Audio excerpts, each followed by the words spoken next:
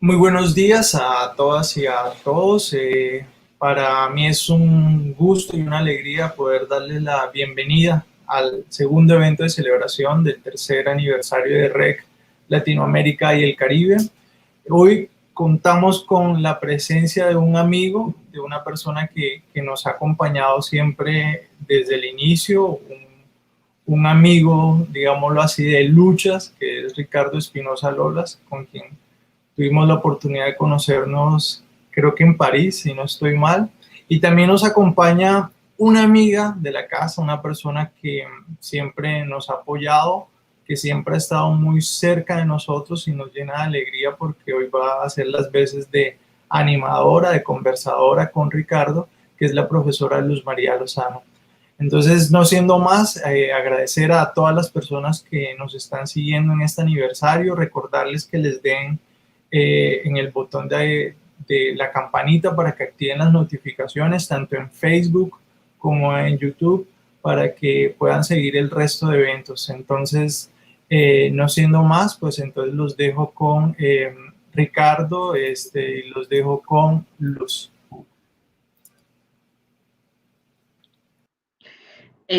Bueno, muy buenos días a todos y todas, a los seguidores de REC Latinoamérica, y gracias Jaime por tu presentación, y gracias a REC Latinoamérica, Hernán también por la invitación a participar de esta celebración del tercer aniversario de REC Latinoamérica y el Caribe. Bueno, hoy tenemos como invitado a esta celebración a Ricardo Espinosa Lolas, quien es un filósofo chileno. Nos conocimos en París también en el año, creo que 2017, precisamente en un congreso elaborado para hablar de la democracia, sobre aporías de la democracia, donde ya Ricardo pues presentaba su propuesta de revolución del nosotros, que me llamaba mucho la atención, y bueno, hemos seguido ahí la pista. Se han organizado otros congresos en España, en Chile, hablando de ese sujeto revolucionario que es el nosotros. Entonces, hoy, Ricardo, pues quisiera que nos hablaras de eso, como qué significa ese sujeto revolucionario del nosotros, cómo se hace una crítica a la subjetividad moderna, digamos, y de dónde vienen pues las voces para hablar del nosotros, de esa revolución del nosotros. Bueno, gracias primero a ti y a todos los amigos de REC, a Jaime, el Hernán, que está por ahí en un lugar escondido, a todos, hay mucho cariño. Es verdad que nos juntamos en el 2017 en París, en un invierno, hasta con nieve, hacía un frío horroroso. Y ahí fue el primer coloquio de la red Nosotros, que después le pusimos la red Nosotros con los franceses, con Patrice, con Morán, con mucha gente que participó, con la Laura, con mucha gente que participó ahí. Fue muy bonito el evento que hicimos con Tina Appleton. Entonces ahí comienza un poco. Y gracias a Rex, ahí fue también una cercanía con la gente de Rex. También es bonito que Rex esté presente ya 3 años, pero de verdad, o sea, en coloquios, investigaciones, libros, artículos, presencia internacional. Yo creo, ustedes los jóvenes son brillantes, o sea, ustedes son el sujeto revolucionario, son ustedes. Entonces, después voy a hablar un poco de eso. Ustedes son, o sea, ya con lo que se hace con Rex, es más allá de Colombia, o sea, y ya ha avanzado por todas partes, lo encuentro maravilloso. Que estén amigos como Santiago Castro Gómez, el Germán Cano, y tantos amigos que no lo voy a nombrar, que aparecen ahí, me genera como mucho cariño. O sea, es una red que me siento parte de. Y lo que es respecto a nosotros, por ejemplo, ahora me pidieron el concepto de revolución en este famoso diccionario Marc Lacan, me lo pidieron, sale en inglés, francés, a lo mejor en castellano, sale Marc Lacan, que ahí está Carlos Gómez Camarena, es uno de los amigos también que trabaja, un mexicano psicoanalista, filósofo, un loco brillante, el Carlos. Y lo terminé hace una semana, lo envié. Y ahí, ¿por qué cuento eso? Porque en eso expliqué exactamente qué entiendo por revolución hoy.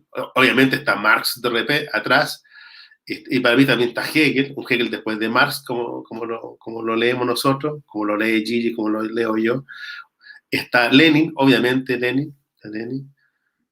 Y está Lacan también con todos sus juegos de no creerse la revolución, solamente cree una revolución con mayúsculas, como dice Lacan en los seminarios. Bueno, y ahí así fue genial el concurso para esta entrevista de amigos.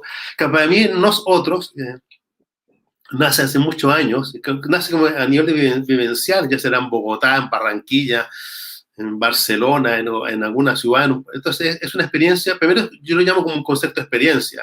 Entonces, hay que conceptualizarlo dentro de lo posible, pero en realidad nace de una experiencia de vida. Revolución es un concepto de experiencia también. Entonces, y para mí nace ya en Valparaíso, en Playa Ancha. Playa Ancha es como, no sé, cómo sería en comparación con Bogotá.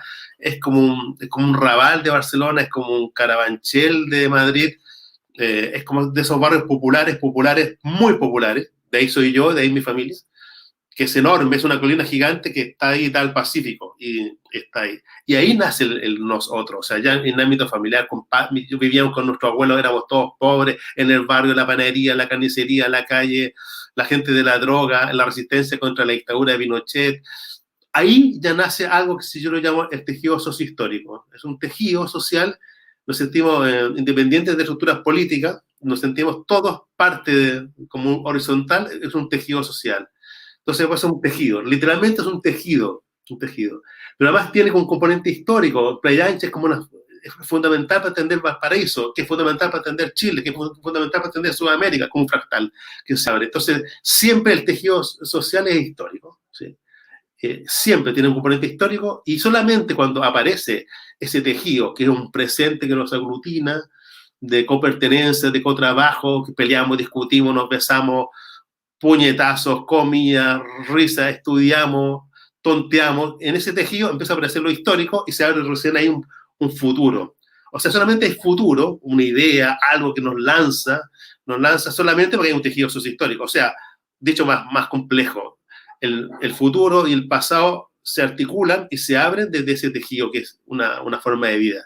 Y eso actualmente es todo. Para mí, eso es lo que está en cada barrio, que supera teorías de clase, porque no me gusta la teoría de clase, o la palabra como multitud de Negri, o las palabras del pueblo, de los populistas, que me encanta, habrá que resignificarla, porque está pasado por el mundo también horroroso del mundo fascista. Entonces, me gusta hablar de nosotros, porque por un lado, apunta a ese tejido sociohistórico material, que todos nosotros lo hemos vivido en nuestros barrios.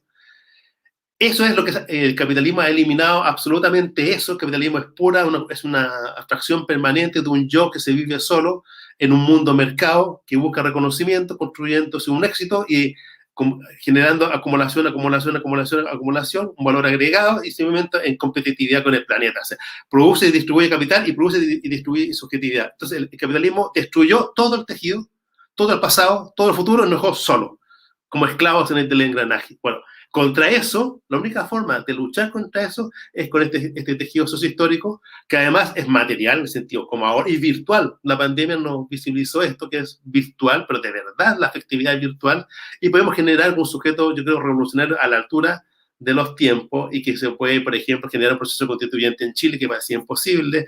Hay distintos tipos de revueltas actualmente en el planeta, en plena pandemia. Yo creo que el sujeto revolucionario apunta, que el único sujeto, eso me lo dijo un día Castro Gómez, que el sujeto revolucionario tiene que ser en nosotros, ¿ah? No es meramente anárquico, tiene un momento anárquico, un momento de Joker, como digo yo, pero no es suficiente.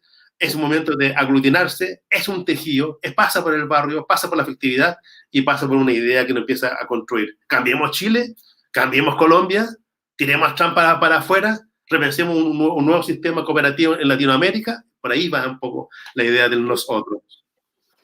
Bueno, a mí me parece que tú has articulado como esa idea del nosotros, desde, bueno, de estas filosofías, digamos, de Marx, Hegel, Lenin, como tú lo has dicho, de Lacan, pero también yo encuentro que tú trabajas Nietzsche, por ejemplo. Yo creo que de Nietzsche tienes tú eso de que te conocí como vital, bueno, que frente a este desánimo que nos puede producir el capitalismo, el neoliberalismo actual, donde todo es capturado por la economía, como bien lo dices, es decir, por el tema de la competencia, pues encontramos un Ricardo que siempre está entusiasmado, es decir, para ti hay la posibilidad de salir del capitalismo, incluso haces un manual para superar el capitalismo, entonces de pronto no sé si eso venga de ese espíritu nietzscheano que te hace como ser el danzarín, ese que danza con Ariadna, que sale del laberinto del capitalismo.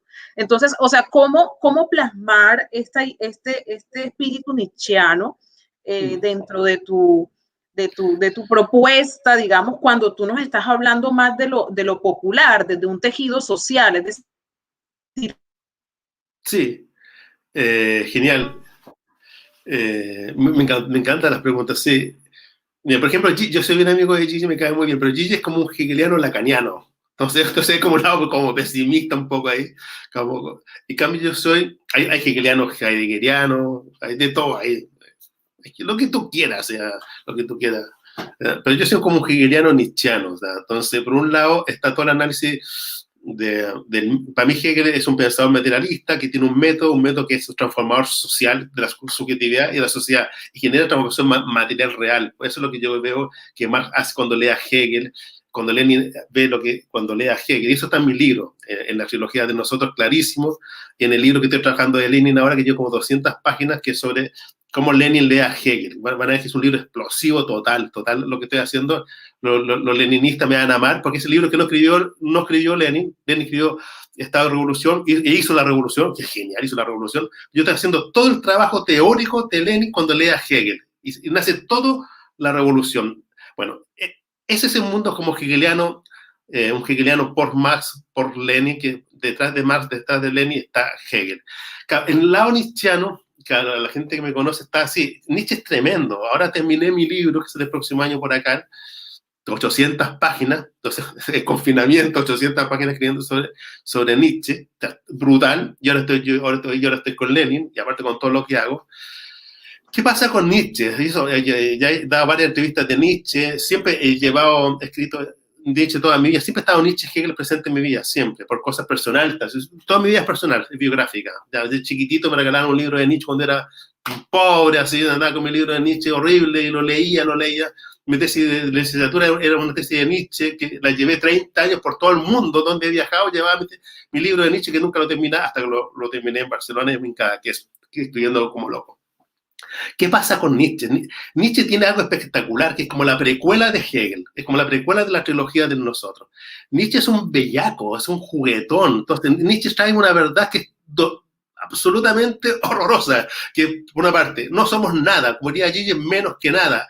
O sea, la materialidad no tiene ningún sentido, no tiene ni sentido orgánico, ni menos sentido familiar, ni teleológico, ni teológico, nada. O sea, en la materialidad que es absolutamente vacío, donde es pura materialidad, puro hoyo material, y el humano es puro hoyo material. Somos como animales estimúlicos abiertos sin ninguna estructura que nos dé sentido para nada. En esa estimulidad animal material del vacío, antes de suicidarnos, o ahogarnos o meternos en la representación de un yo capitalista que nos genera el juego de producir la subjetividad del hoyo, Nietzsche dice, no queremos más laberinto de armonía, en mi lenguaje más laberinto del capitalismo. Y ahí están las claves que Nietzsche te permite, que es lo que yo trabajo en torno a la figura ariana y del feminismo en general, y de lo femenino en particular, de mis vivencias personales, del feminismo en general, y veo todo el juego que hace Nietzsche a lo largo de su vida con la figura de Ariadna para disolver todas las formas de laberinto que estaban en Wagner, que estaban en Schopenhauer, que estaban en Kant, que estaban en Lutero, que estaban en todas las formas de valoraciones nihilistas de la época. Y eso yo lo actualizo ahora, muestro lo que pasa ahora. Y Ariadna, y el laberinto, que la gente esté votando 68 millones por Trump, que siga votando por la estupidez más grande, incluso, y lo mismo en Brasil, en Chile, en España, la gente que apoya a Vox o a Le Pen en Francia, esa locura, que es la nueva dictadura, es voto libremente por la estupidez, la nueva dictadura. Trump es el dictador del siglo XXI, ya no es Pinochet. O sea, él hace lo que quiere, se proclama presidente de Estados Unidos antes, hace lo que quiere con la Corte Suprema, si gana, gané, y si no gana, lo invalida. Ese es un dictador del siglo XXI. En esa locura, en ese laberinto, Nietzsche te permite jugar, tiene una idea del eterno retorno, de la materialidad espectacular, de la conectividad afectiva, física afectiva. El dolor no se niega, se afirma el dolor, y en esa afirmación del dolor podemos ir generando nuevas lógicas de tejidos materiales concretos, de transvaloración, diría él, yo diría de momentos revolucionarios de revuelta. Y eso es lo que yo hago, yo funciono de esa forma bastante, y lo articulo. O sea, Nietzsche me genera como un trabajo que cuando estoy muy triste, leo a Nietzsche y me da alegría. Y un poco de me da una alegría enorme, o sea, cuando estaba muy triste me pongo a leer Nietzsche y me pongo a reír. Sí, pero como no habría, bueno, tú hablas de Hegel, de Nietzsche, ¿no hay de pronto un Nietzsche contra Hegel ahí?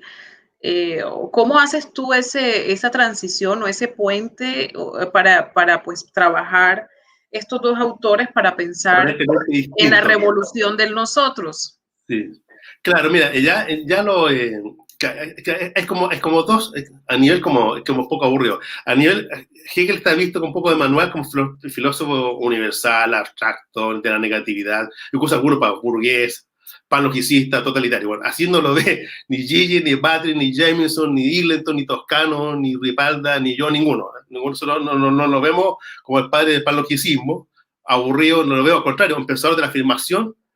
El método hegeliano es un método material de transformación, y eso es lo que se da cuenta Marx cuando lee a la ciencia de la lógica de Hegel, y con lo que lee Lenin cuando lee la ciencia de la lógica. Entonces, para nosotros Hegel ya es un manual de transformación material. Por eso Gigi le da vuelta 1000 veces con eso. Por eso sacamos el libro Hegel Today con Gigi, con muchas, como la Malabú. Sí, precisamente digamos, un libro tremendo, mostrando un Hegel, pero espectacular. O sea, realmente es un método material de transformación. Entonces ya es otro Hegel. No es el típico Hegel panlogicista o el Hegel de Koyev, del fin de la historia, de una dialéctica cerrada sobre sí misma. No es el Hegel de Koyev de Lacan, del significante amo, del discurso amo que atraviesa todos los discursos, es imposible salir del discurso del amo. No es el Hegel de Freiburg, que es un Hegel totalitario que Hegel odiaba, del existencialismo de Hegel contra el sistema totalitario de la subjetividad de Hegel. No es el Hegel de Plejánov, no es el Hegel de Dussel, de la inversión de Hegel, no es ese Hegel.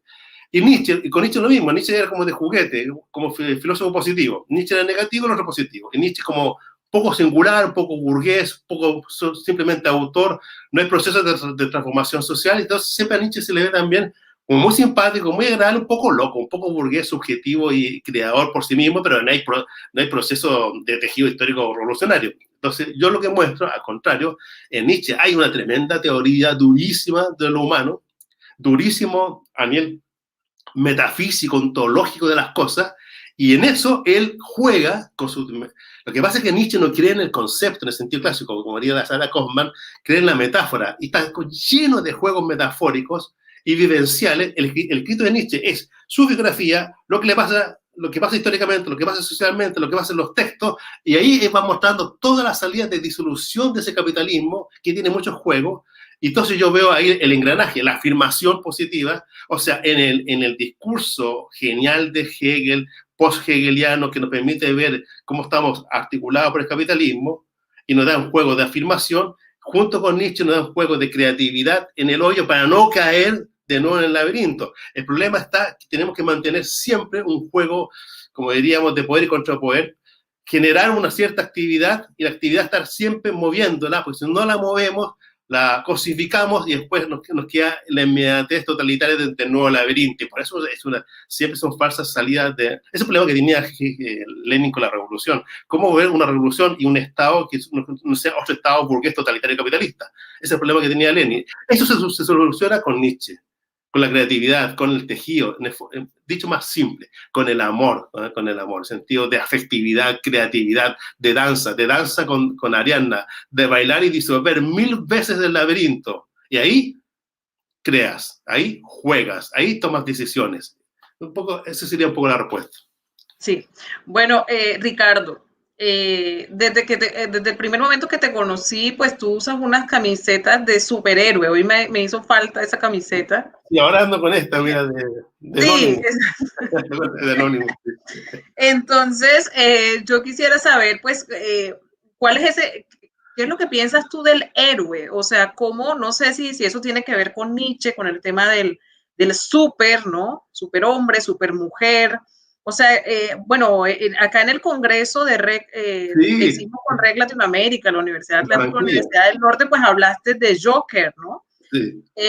Como ese personaje anarquista y además en un momento también convulsionado de Chile que aparece, bueno, fue un acontecimiento, pues tú lo mostraste como un acontecimiento. Entonces, si quisiera como que nos hablaras de ese performance, o sea, tú siempre usas, o sea, después uno te conocía pues en París y entonces tú de pronto sacas el abrigo y ahí está como ese performance del Superman, de la superheroína también, porque a veces pues incluso es indistinto. Sí, también completamente queer. De la Mujer Maravilla. Por la revista Eidos sale Dionisos queer, sale un artículo que muestra que Dionisos es completamente queer, completamente queer. Sí, sí. Sí, entonces eso, como esa actividad performativa, porque lo que observamos es que tú, pues, no, y también pues ahí se mira pues el papel de tú como filósofo, o sea, ¿cuál es el papel del filósofo hoy en la actualidad? Que no sea solamente el filósofo, yo encuentro en ti que no eres solo el filósofo que está, pues lo haces también de publicar artículos en revistas indexadas, el tema sino que hay como una actividad performativa que yo creo que tú rescatas hoy de la filosofía y quisiera que nos hablaras de eso. Sí, tiene varios matices, sí. En una entrevista lo contesté eso. Sí, les cuento algo personal, como de aquí no sale. Claro. De aquí no sale, nos están observando. No, bueno. Ahí no va a ver, claro. La camiseta tiene mucho juego, incluso la de Superman. Casi por mi analista me dice, Ricardo, ponte la camiseta de Superman porque no eres Superman. Entonces como tienden a ser Superman, y eso es lo peor, me dice, te destruye, yo me llenaba de enfermedades, te llena de enfermedades, hipertensión, gota, problemas de respiración, problemas cardíacos, me he llenado de 1000 enfermedades. ¿Por qué? Porque resolviendo. Entonces el terapeuta dice, si te pones la camiseta, matas a Superman. Entonces yo me coloco siempre las camisetas de héroes para matar, o sea, ya sea masculino o femenino, de héroes o heroínas, para matar a superhéroes y parezca simplemente Ricardo Espinosa Lola, que me encanta, de Playa Ancha, de esa madre, de esa hija, de esos amores, de esos sentimientos. Entonces, primero es algo terapéutico. Segundo, en mi libro, en Capitalismo de Empresa, ahora salió en Marvel, un texto sobre Marvel mío con Zizek en una revista muy buena catalana, que ya se me dio el nombre, que la dirige un amigo, el Miquel. Entonces, ¿qué pasa con el superhéroe? Yo lo analizo también, clarísimo, como es como la nueva teología, o sea, si hay una teología política, esta es una teología política capitalista completamente chapuza de circo. Entonces, Marvel, en el héroe de Marvel, y también de DC Comics, se juega ahí todo, está todo lo que es Bolsonaro, Piñera, Trump, Salvini, Vox, está todo eso. Para mí es como la forma más interesante de analizar cómo opera la ideología, subjetivándonos de Chile a Moscú, a través del cine, a través del Netflix, a través de los superhéroes, y cómo estamos completamente capitalizados, absolutamente, ya por algo tan simple que es el cómic. En todas las figuras del cómic, en especial cuando es llevado al cine en una franquicia. Entonces lo veo como la mejor arma de ideologización posible, y por eso yo juego con el personaje de Thanos, que me encanta que se cargue a los héroes. O sea, la finitud, el malo no es el malo, ese malo es el bueno, porque nos muestra la finitud misma, y solamente la finitud, una vez más Nietzsche, en la finitud que somos, en ese hoyo estructural que no tiene sentido alguno, ahí podemos ir construyendo tejidos unos con otros en un baile dancesco, social, político, transformador. Entonces, eso es lo que yo hago. Y a nivel como filósofo, está la filosofía de la academia, uno trabaja en la universidad, tiene sus amigos, sus colegas, sus alumnos, dirige las tesis, hace las clases, está todo la vida de académico de cualquier, Foucault, Deleuze, como cualquier Sloterdijk, Gigi hacía clase en Birkbeck, como todo el mundo hace clases, ¿sí? Entonces uno hace sus cosas, pero junto con eso, yo veo que la filosofía, siguiendo a Hegel, siguiendo a Nietzsche, siguiendo a Feuerbach, a Marx, a Lenin y a la teoría crítica que llega hasta ahora, en la filosofía el filósofo es un instalador conceptual, o sea, el filósofo está en este momento, el filósofo en sentido amplio,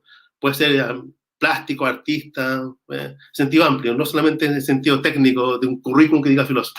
El intelectual o filósofo tiene ahora más que nunca en la horizontalidad de la vida, de los medios materiales y virtuales, trabajando uno con otro y pudiendo mostrar ciertos conceptos que generan transformación, que generan bienestar, que generan una cierta salida.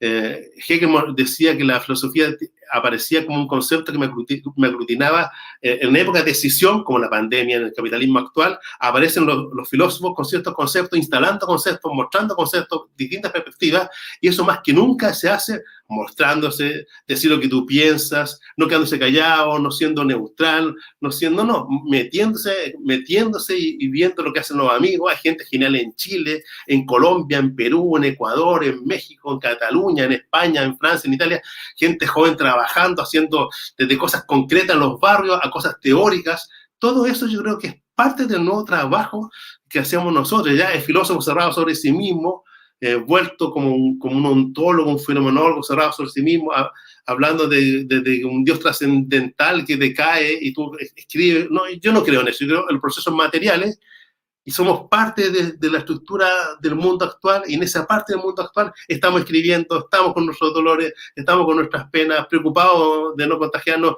hechos crisis por el capitalismo, peleando con Chile en Cataluña, en Barcelona, preocupados amigos colombianos, ecuatorianos, peruanos.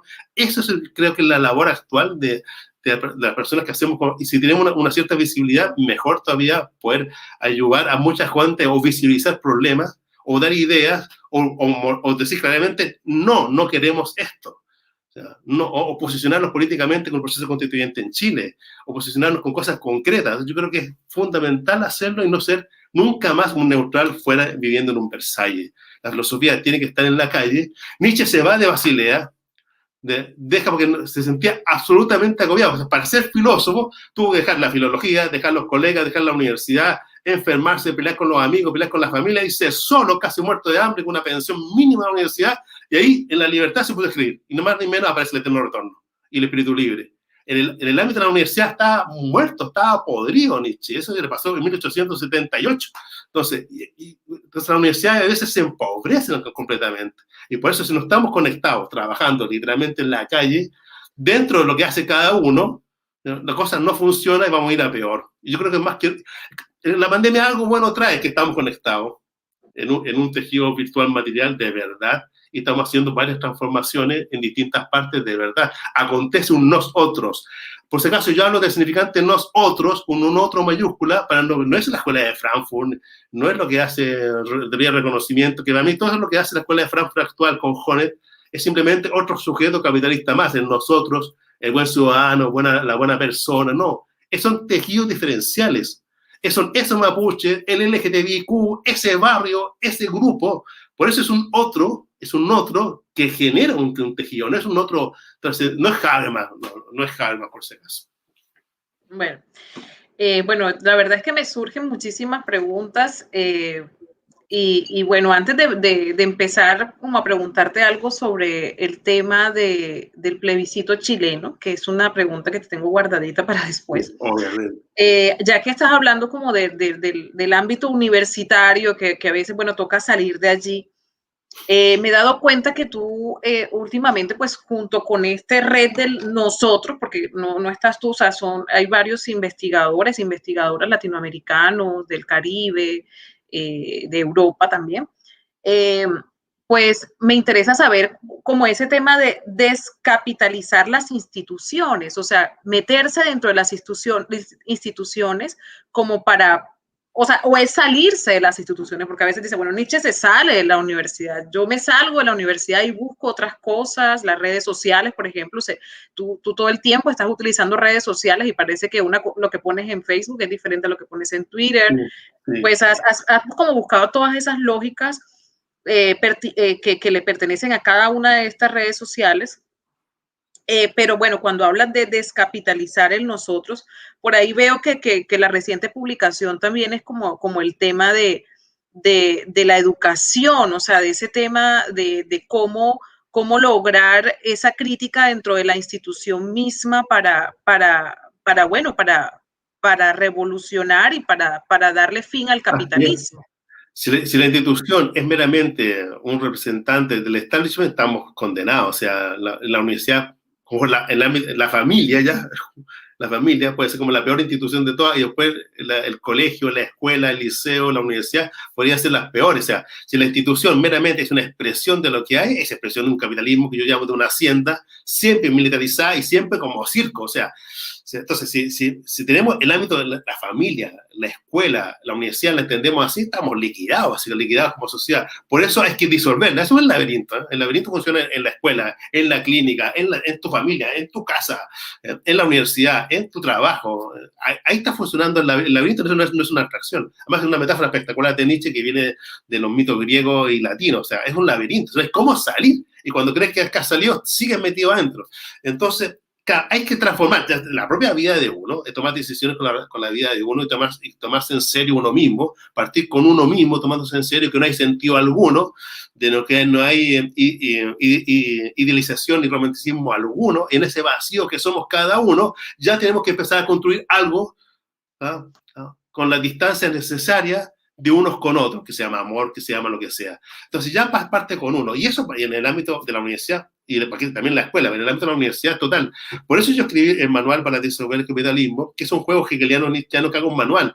Muestro cómo se hace, cómo funciona lo social, cómo funciona la historia, cómo se construye la idea, qué es lo que es una ciudad, qué es lo que es una sociedad, qué es lo que es el arte, cómo funciona la política, y al final hice hasta copiándole a Nietzsche, hago como una maldición contra el capitalismo.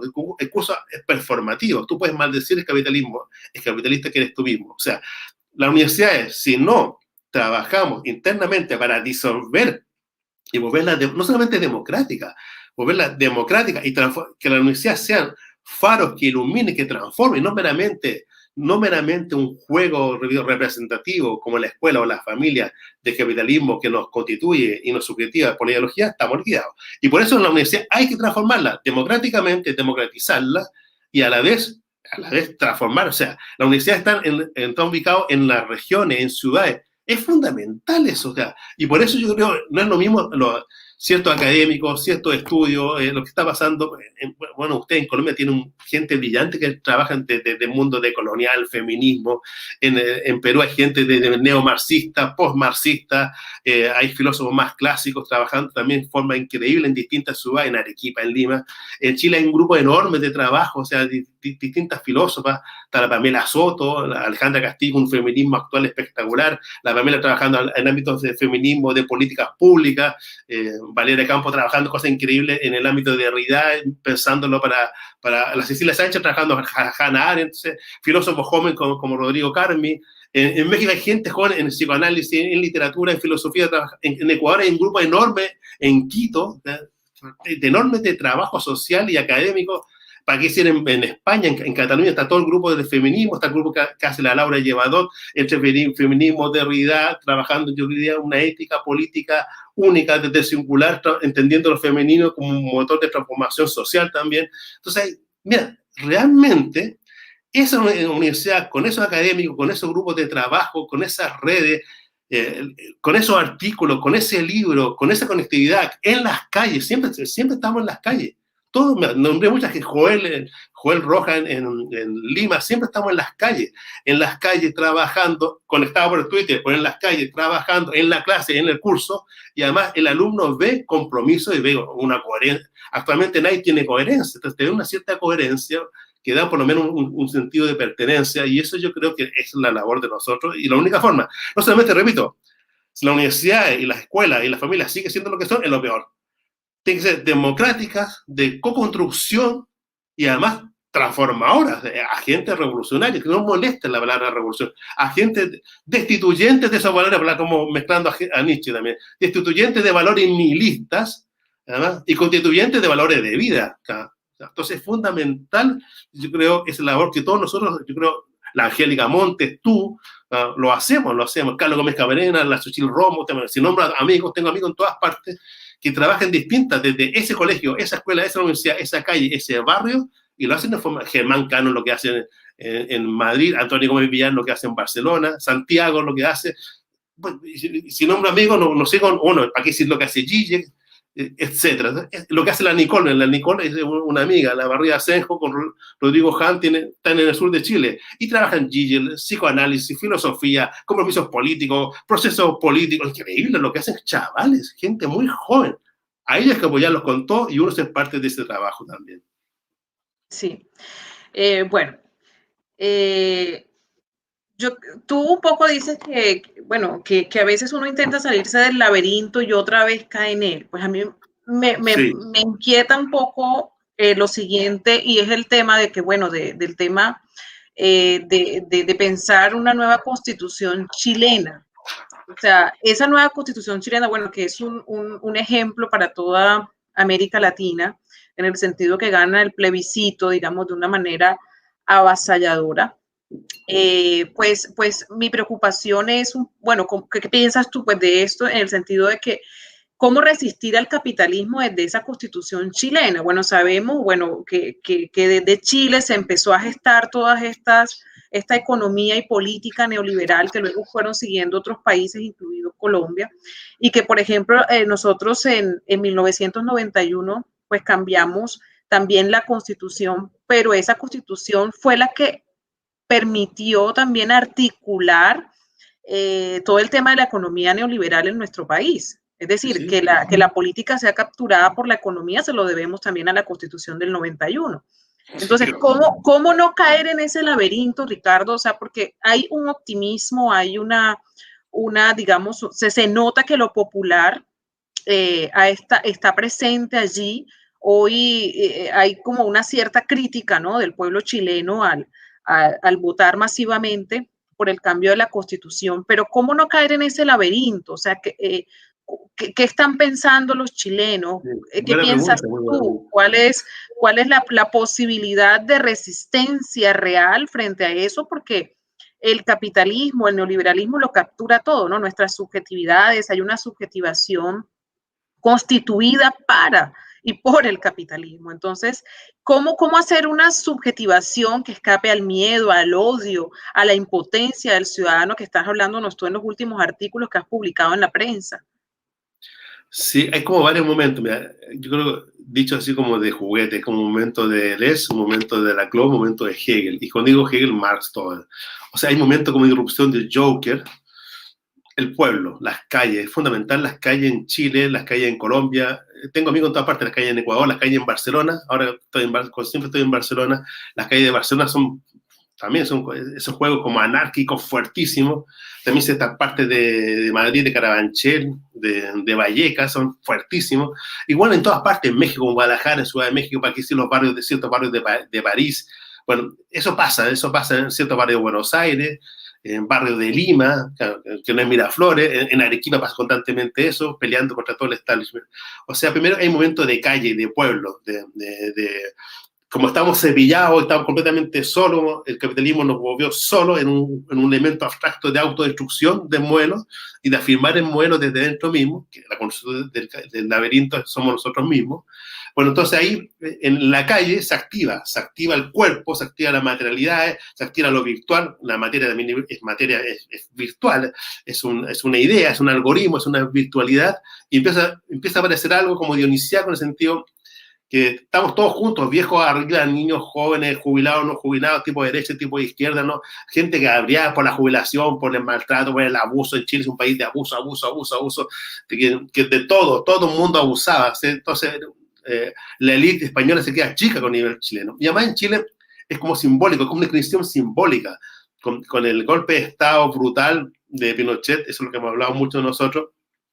No solamente el pueblo chileno, nosotros hemos quedado destruidos, Latinoamérica, se armó un modelo para Lenín Moreno, para un cierto Perú, para Colombia, para El Salvador, para Estados Unidos, para España, para el PP, para Vox, imitando siempre a Chile, la burguesía catalana imitando a Chile, cierta burguesía francesa imitando a Chile, Hungría, Polonia, imitar a Chile, o sea, realmente se viralizó un modelo capitalista neoliberal salvaje. O sea, entonces con el mayo 68 se la come el capitalismo y después en el 73 el golpe se lo come absolutamente. Entonces lo que pasaba en Chile, por eso lo estudia Harvey, lo estudia la Naomi Klein, lo estudia Gigi, lo estudia todo el mundo, lo estudia porque realmente es una inscripción simbólica que perfora el planeta y además quieren imitarlo. Quieren imitarlo. Bueno, y por eso es muy importante que con el movimiento social, la revuelta de octubre de 2019, el pueblo que decía muerto, estábamos todo el día trabajando, endeudados, hechos mierda, completamente hundidos, solos contra el mundo, porque aquí no hay comunidad europea, aquí nadie te salva, ¿sabes? Y con la fuerza de los narcos, la fuerza de la pobreza, la cosa de la rabia, con que todas las instituciones están capitalizadas y son representantes del mal, entre comillas, ahí explota el Joker, explota, aparece algo que ni la pandemia lo pudo detener en marzo, abril. Piñera hace estado de excepción, toque de queda, confinamiento, por el bien de todo. Ahí tiene mucha razón también. Está la pandemia que está el virus cabrón que molesta, que infecta, que está, pero se utiliza todo políticamente para salvar el gobierno de Piñera. Pero ni con eso, o sea, igual siguió las protestas fueron de todos, radicales, como ustedes la vieron en octubre, noviembre, diciembre, enero de 2019, 2020, fueron radicales. Y después con la pandemia seguía la gente conectada, seguía la gente con la virtualidad, seguía construyendo un tejido político, un ser revolucionario, y por eso fue macizo el plebiscito. 80% cambiar la constitución, y 80% casi un proceso constituyente, o sea, que todos los 155 constituyentes sean nuevos. Entonces, ya eso es una maravilla, independiente de lo que pase. Mira, para que lo miren los colombianos, en España están llenos de problemas con la monarquía, con el sistema de la autonomía, con el problema de los vascos, el problema de los catalanes, pero se hace un proceso constituyente. En Colombia, un proceso constituyente. A lo mejor los franceses, que el modelo Macron no funciona, el modelo neoliberal, entre comillas, buena onda, no funciona. Entonces, pensarse en Ecuador en otro proceso constituyente. Entonces, a lo mejor han imitado tanto a Chile, la tontería de Chile se podría imitar lo que es un pueblo activo. El pueblo tiene que estar activo.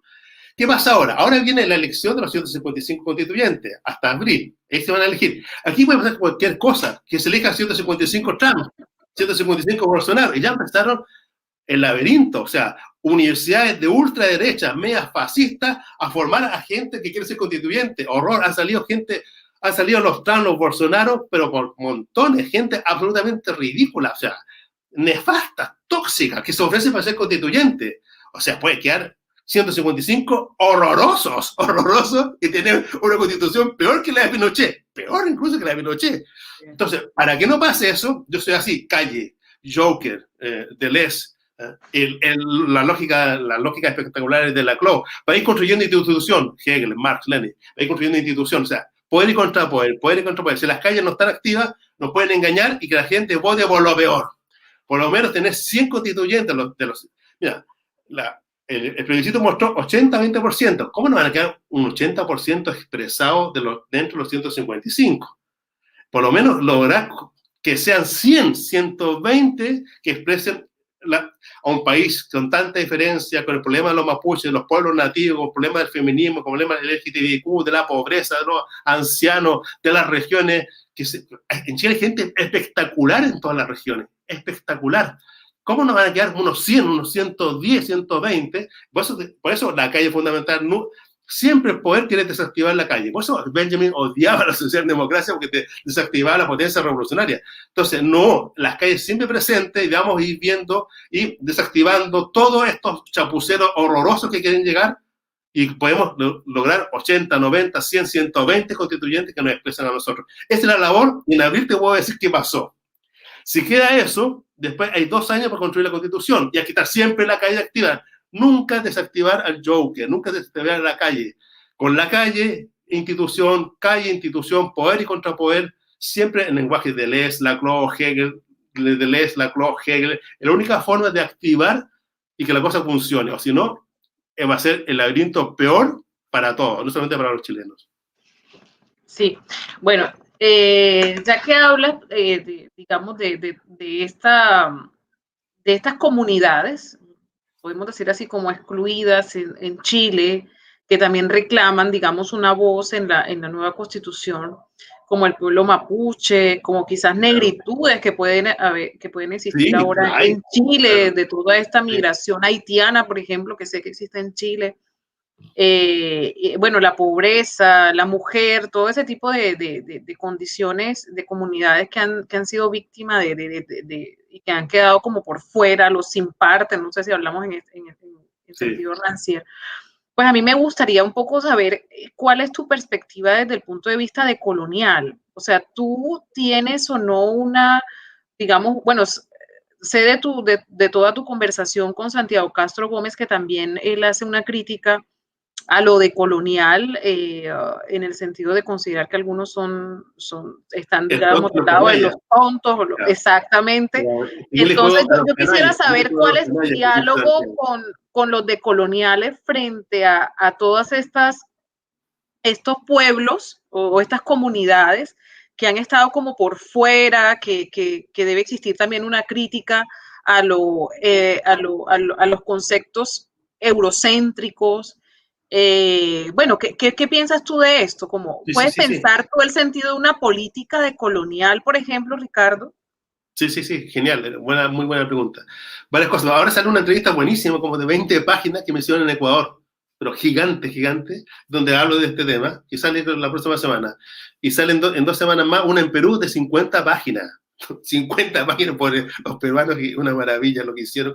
Y hablando de todos estos temas. Con Santiago tenemos proyectado hacer un libro que se llama Nosotros y Decolonialidad. Lo tenemos como escondido, hemos pensado, lo hemos visto, armamos como un índice. Qué raro, estamos conectados siempre. Ahora con los amigos estamos conectados, Gigex, con Santiago, estamos conectados siempre por internet. Es como una locura, estamos más conectados ahora que antes. Entonces tenemos pensado, entonces, el republicanismo institucional de Santiago, que él es más republicanista, con mi juego de fuertísimas de nosotros popular, articular ahí como un pensamiento en conjunto. Y ya estamos pensando eso. Le hemos dado hartas vueltas con Santiago. Con Jorge Alemán hemos un libro también, su teoría populista y mi teoría de nosotros también. Con Jorge le hemos hablado. Bueno, hay cosas así. Hay gente muy buena, como está Duque también, Carlos Duque. Hay gente en Latinoamérica, se lo nombra a toda la gente que yo leo mucha gente en Latinoamérica, y cito bastante de los amigos, pero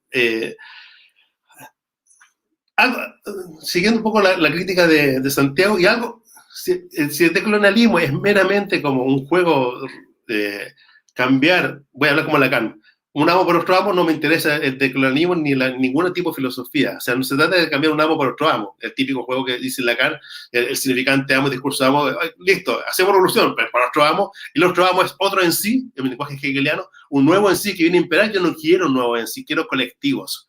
Entonces, para mí, el mundo decolonial, cuando se acerca más, por un lado, al lado deconstructivo y guerrillano, más al lado hegeliano, Hegel habla de disolver lo inmediato, disolver la representación. En alemán es auflösen.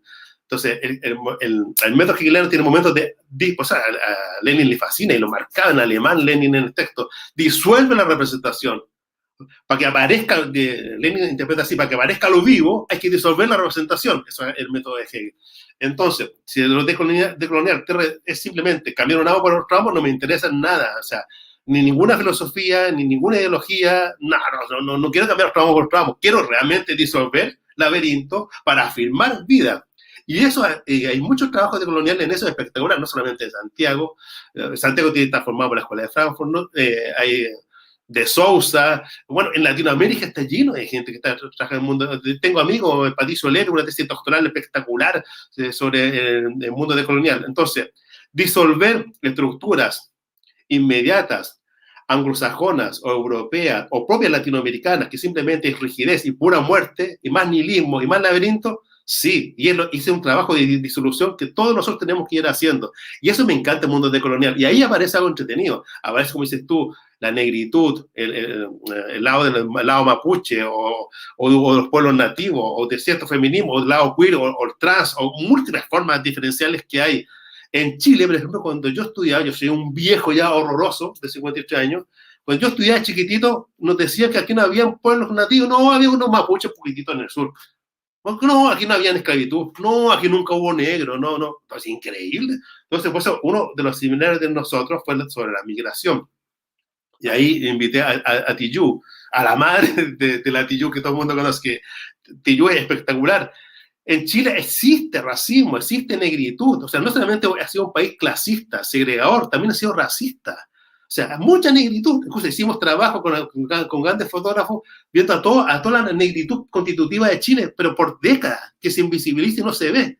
O sea, no solamente no se invisibiliza a lo femenino, o al queer, o al gay, o a la lesbiana, o al trans, no solamente al mapuche o al pascuense, también a todas las formas de piel, a todas las formas de conocer, a todas las formas, a las formas africanas propias de Chile. Es increíble. O sea, entonces en Chile se construyó como si fuéramos un juego, una abstracción europea blanca. O sea, eso hacia Chile hacía la ideología brutal, brutal. Bueno, lo decolonial visibiliza todo eso, visibiliza, incluso lo decolonial tiene que ser exportado a Europa, para que los españoles decolonialicen su monarquía horrorosa y que aparezca lo vasco, que aparezca lo catalán, que aparezca lo andaluz, que los franceses hagan lo mismo y se rompa toda esa hegemonía parisina horrorosa.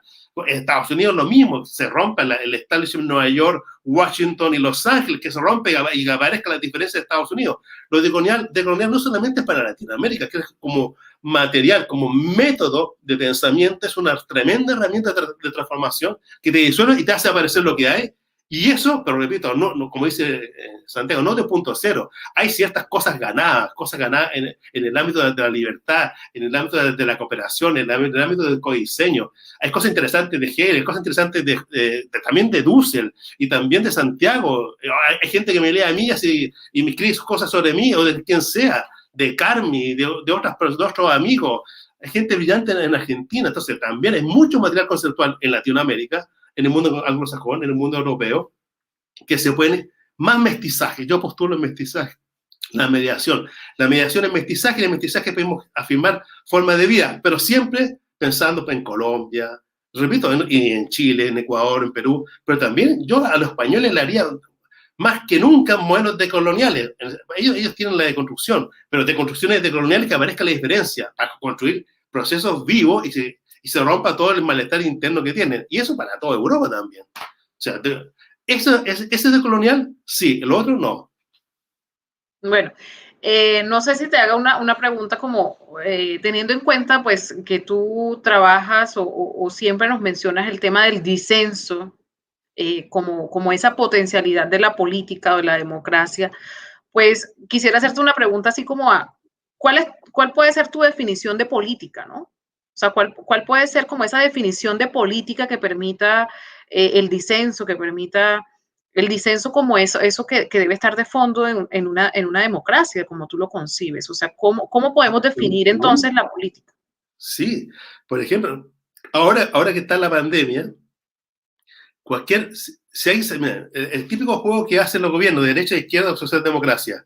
¿Será que debo protestar? No se puede protestar porque se van a infectar y no tienen componente solidario. Entonces, hay que protestar en las calles, ya sea en Cataluña, ya sea en Madrid, en Vallecas, en Valparaíso, ya sea en Bogotá, ya sea en Quito, ya sea en Lima, ya sea en París, o en Bari, yo estaba mucho en Nápoles. La gente protesta, no, en Nueva York la gente protesta, no. Entonces, como desactivar la protesta. Y aparecemos los filósofos, los intelectuales hablando, hoy sí, importante. No, Ricardo, pues quédate callado, no digas nada, porque hay que apoyar al gobierno. Sí, obviamente que queremos que los gobiernos de izquierda, los gobiernos progresistas les vaya bien. Sí, queremos que le vaya bien. Y como queremos que le vaya bien, hay que a veces criticar, mostrar una cosa para que no se meta el fascismo, no se meta la derecha, no se meta ese malestar de la gente, no invada por todas partes, porque en ese malestar de la gente se meten los Trump, los Bolsonaro, los Vox, la locura de Salvini, se mete ahí.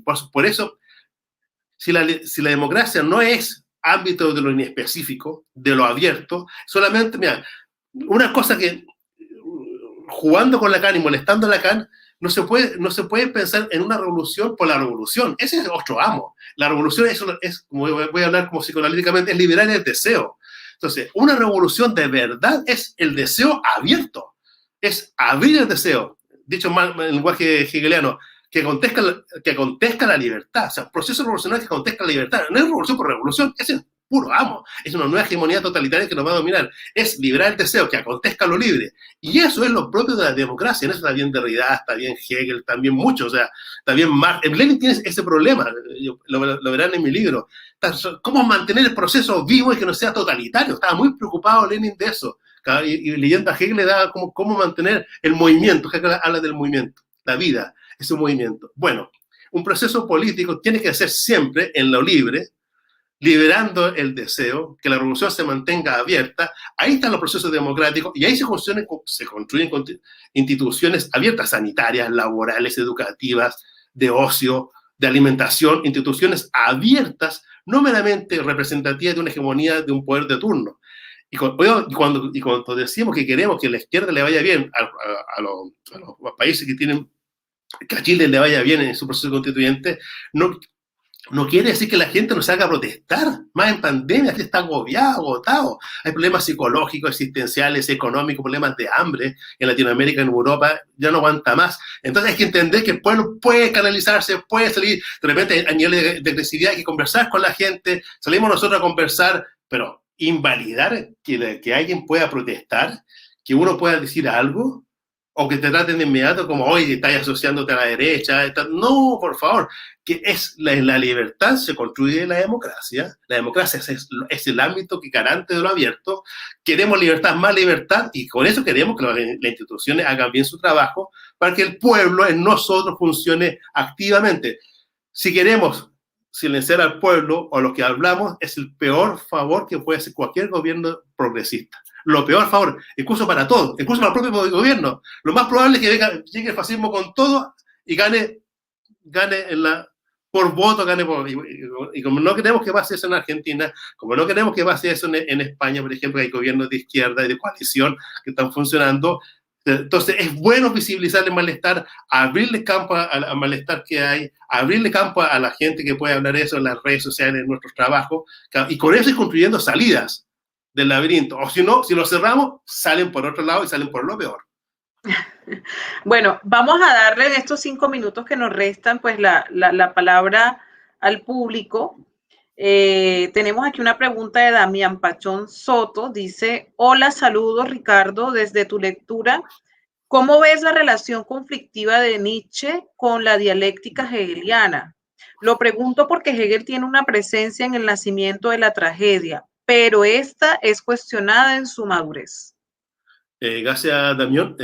El nexo es Dioniso. O sea, por ejemplo, Heráclito es bonito. Podemos ver Heráclito o Demócrito. Heráclito es bonito.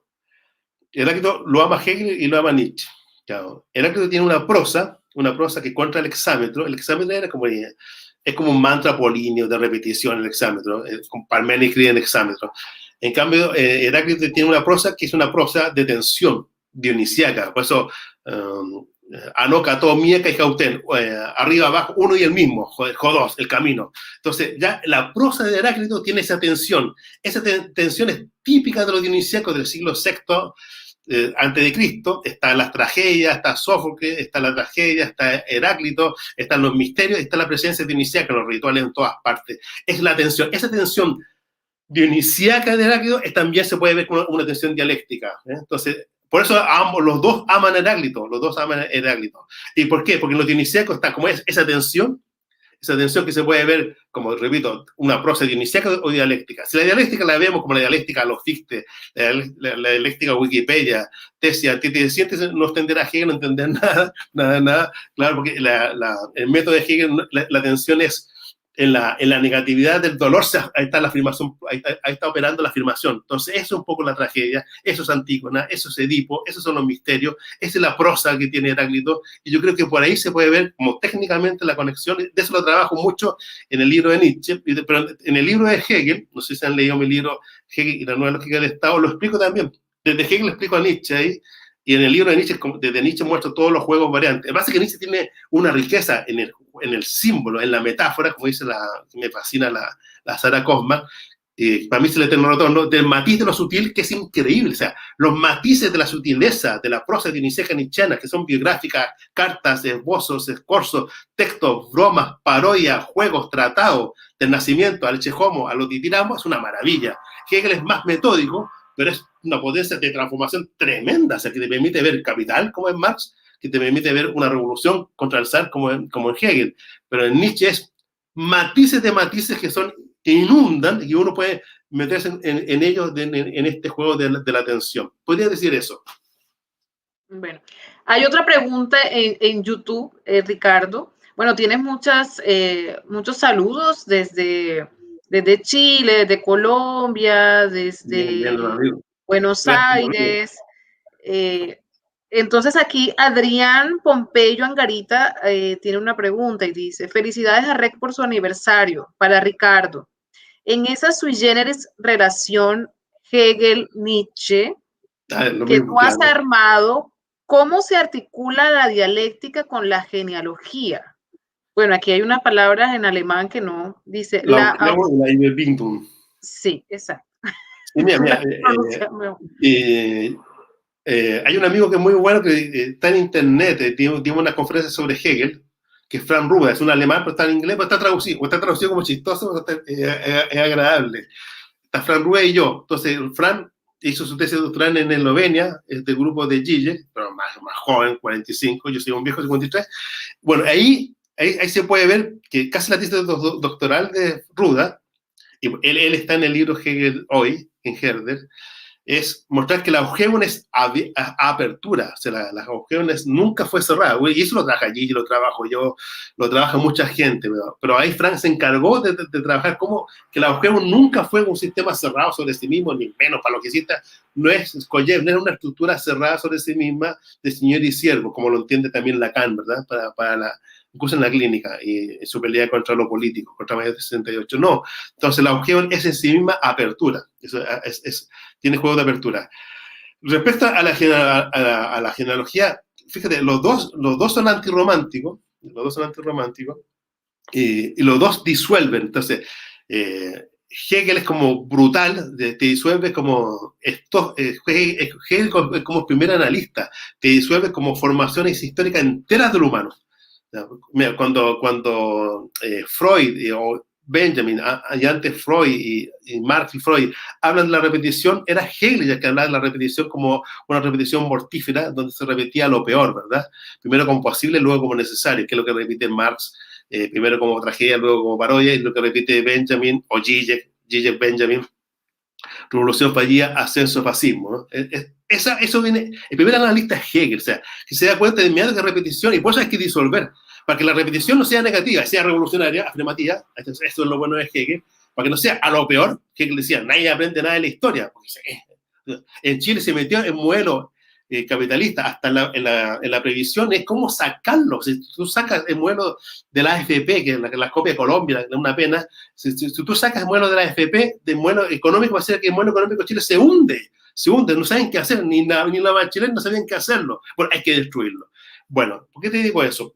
Ya Hegel te muestra, para que no pase esa repetición a lo peor, ¿no? que después se mete en la estructura necesaria del humano, incluso de la realidad se mete una estructura ahí, hay que, en el mismo momento de la repetición, hay que abrir la posibilidad de una afirmación en el dolor. Bueno, Nietzsche hace algo parecido en su genealogía, ¿ya? Pero con un matiz tremendo, de una sutileza, incluso Nietzsche ahí se come con patatas Hegel, lo hace con su propia vida. El Ecce Homo es una deconstrucción, es una genealogía, donde él mismo se pone finalmente en juego y se disuelve a sí mismo y disuelve finalmente al wagneriano, al luteriano, al schopenhaueriano, al kantiano, al alemán, se disuelve completamente y queda ahí en un trazo de la sutileza, él mismo como un momento de todo el texto del Ecce Homo. Es una bueno, después viene la locura, es tremendo lo que hace Nietzsche, o sea, disuelve incluso no solamente cuando ya hace la caída de la ciencia y a Zaratustra y aparece especialmente el eterno retorno,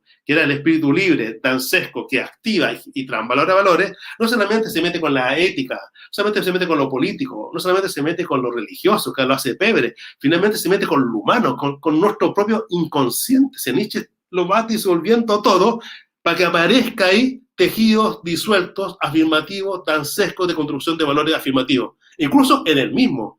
Por eso el texto de Ecce Homo es tremendo, lo que dice de su madre, lo que dice de su papá, lo que dice, cosas biográficas. Le da la gracia a la Luz Salomé, le da la gracia a una mujer que amó y que lo dejó. y lo muestra que ella es fundamental para el eterno. Cosas biográficas personales que nadie coloca en sus textos, Nietzsche lo coloca, pero incluso disolviéndose él mismo para que aparezca en el espíritu libre la afirmación retornante de algo positivo y que disuelve. Entonces, yo creo que eso es como los vínculos y las diferencias. Y gracias por las preguntas a toda la gente y los cariños a todos ustedes. Bueno, gracias a ti, Ricardo. Bueno, ya se nos acabó el tiempo. Esperamos que nosotros, como tú dices, siga aconteciendo. Creo que se me quedó una pregunta por ahí que serviría para otro encuentro, que es el tema del tiempo y el acontecimiento, ¿no? ¿Cómo abordas tú el tema del tiempo? Pero bueno, ya eso es otro tema que no. Entonces, bueno, yo aprovecho para invitarles, creo que el próximo encuentro es el 6 de noviembre, ¿no? A una entrevista al filósofo Adolfo Chaparro, perdón, que va a hablar sobre los restos de una historia conceptual de América Latina. El 6 de noviembre a las 2:30 p.m. hora Colombia. Entonces, bueno, gracias Ricardo, gracias a REC Latinoamérica por este espacio, por este encuentro a través de estas redes sociales que nos permite seguir pensando y seguir construyendo filosofía y filosofía desde distintos puntos de vista en América Latina y el Caribe. Muchas gracias. María, gracias a todo el grupo de REC, que dure no solo 3 años, que dure 30 años, 300 años REC. En nosotros es el único sujeto revolucionario que si se activa en Colombia, si se activa en Ecuador, si se activa puede quedar realmente un proceso constituyente y después se puede construir mejor, pensándolo para los catalanes, para los españoles, para los franceses. Los europeos están como muertos, están pensando ya en el fin del tiempo. Y la pandemia, mira, lo bueno de la pandemia es que los europeos los dejó vivos. Revueltas sociales, malestar, molestando al gobierno, las calles en Nápoles, en París, hasta los berlineses, los londinenses, por fin les visibiliza el malestar, les saca, quiere su libertad, bueno, que luche por ella, que genere procesos constituyentes, también en Europa. Veamos qué pasa. Es posible. No, y en Estados Unidos, ¿no? Que tenemos estos días súper esperando los resultados de las elecciones. Tanta gente revuelta en Estados Unidos, que no sea una maquinaria del mal simplemente produciendo y destruyendo subjetividad y capitalismo, o sea, que les pase algo que es fundamental. Ahora mismo, que mismo Trump se declare el mismo presidente antes de terminarla, se nota que el viejo, él es el dictador, él es el nuevo Pinochet. Entonces, él hace lo que él quiere con los medios de comunicación. Entonces, es interesante que el viejo está asustado también, el establishment está asustado. Llegan a Biden, que es un imbécil, ¿no? O Bill, que es un imbécil también de los demócratas, horroroso, ¿no? Pero así de todo, Trump está asustado y hace tonterías. Bueno, es interesante que se le mueva el piso al imperio estadounidense. Bueno, son unos canallas. Sí, absolutamente unos canallas. Sí. Canallas, bueno, muchas gracias y feliz mañana para todos y todas. Y bueno, seguimos en contacto con estos eventos de REC para celebrar el 3er aniversario de esta red. Hasta pronto.